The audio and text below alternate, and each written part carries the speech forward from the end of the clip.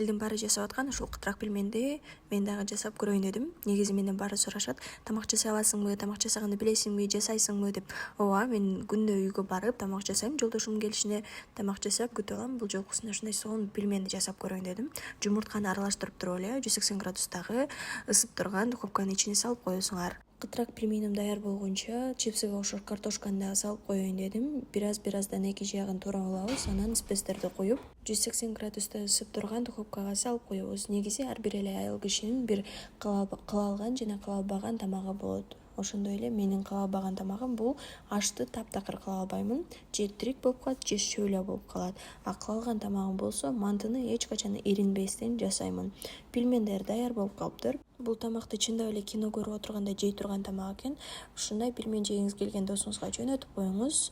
Видео жаккан болсо лайк басып, комментарий жазып, мага катталганды унутпаңыз.